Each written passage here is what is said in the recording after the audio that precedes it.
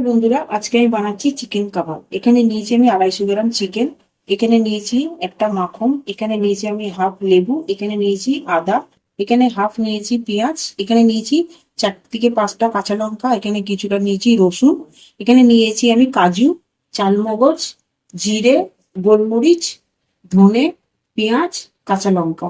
এখানে নিয়েছি আমি 1 প্যাকেট দই, এখানে নিয়েছি আমি ফ্রেশ ক্রিম। এবার আমি এগুলো সব পেস্ট করে নেবো চিকেন। এবার এতে সব আমি মিক্সারেতে সব দিয়ে দিচ্ছি।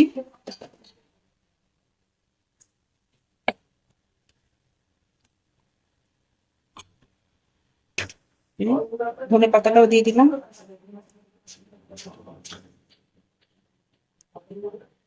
এবার পেঁয়াজটাও দিয়ে দিচ্ছি। এখানে দিয়ে দিলাম আমি লেবুটা।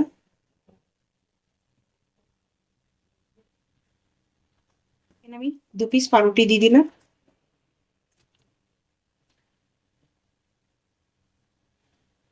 এবার আমি পেস্ট করা হয়ে গেছে আমার এটা। এবার এটা আমি ঢেলে নেবো।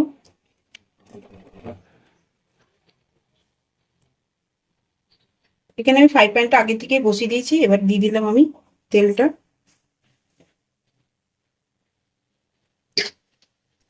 এবার আমি তেল মেখে নিয়েছি। এবার এইভাবে আমি শেপগুলো নিয়ে নেবো।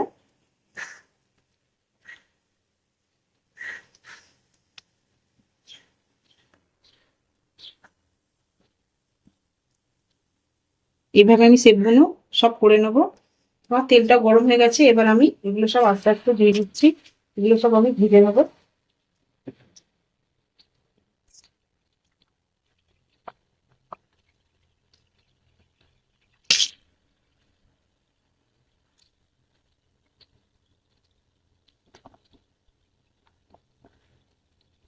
এবার 1 কাপটা হয়ে গেছে। এবার আমি এটাকে উল্টে নিচ্ছি।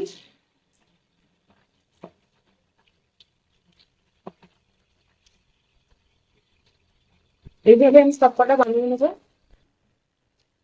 দেখুন আমার 1 পাশ ভাজা হয়ে গেছে।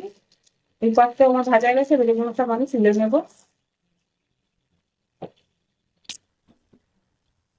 এবার এগুলোকে সব আমি তুলে নিচ্ছি। এইভাবে আমি সব কটা ভেজে নেবো। এগুলো আমার ভাজা হয়ে গেছে। এবার একটা পেস্ট করে নিচ্ছি আমি। এখানে আমি পেঁয়াজটা আগে থেকে কেটে দিয়েছি। এবার সব মশলাগুলো এতে দিয়ে দেবো। দিয়ে এটাকে পেস্ট করে নেবো।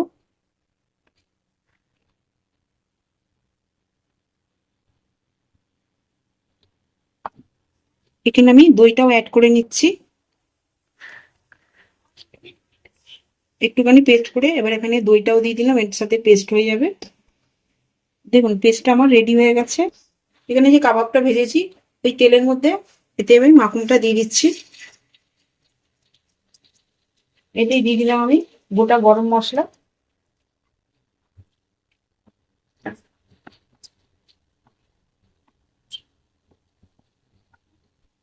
এখানে আমি দিয়ে দিলাম আদা রসুনের পেস্ট 2 চামচ।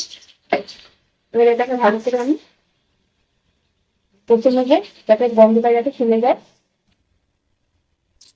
আদা রসুনটা আমার ভাজা হয়ে গেছে। এবার আমি পেস্টটা এতে দিয়ে দিচ্ছি। এবার এটাকে ভালো করে আমি নাড়াচাড়া করে নেবো। এতে আমি মিক্সার ধোয়ার জলটাও দিয়ে দেবো। এবার আমি এতে মিক্সার ধোয়ার বাটির জলটাও দিয়ে দিচ্ছি। এবার এটাকে ভালো করে আমি নাড়াচাড়া করে নেবো। এর মধ্যে দিয়ে দেবো আমি নুন। এখানে আমি নুনটাও দিয়ে দিলাম। এটাকে ভালো করে আমি কষে নেবো।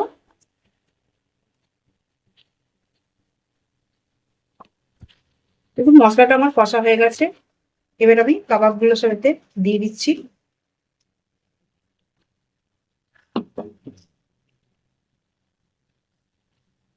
এটাকে ভালো করে দিই।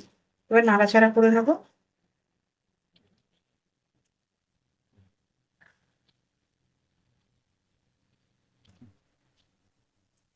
এবার আমি কিছুক্ষণের জন্য ঢাকনাটা দিয়ে দিলাম। ঢাকনাটা খুলে একবার দেখে নেবো। দেখুন আমার তেল ছেড়ে দিয়েছে। আমার কাবাবটাও রেডি হয়ে গেছে।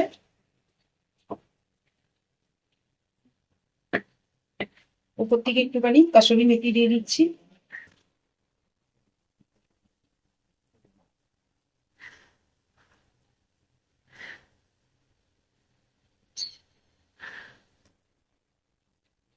গ্যাসটা আমি বন্ধ করে দিলাম। এবার রেডি হয়ে গেছে আমার চিকেন কাবাব রাজালা। আপনারাও বাড়িতে এই রেসিপিটা ট্রাই করে দেখবেন। আমার ভিডিওটা যদি আপনাদের ভালো লাগে লাইক করবেন, শেয়ার করবেন, সাবস্ক্রাইব করবেন।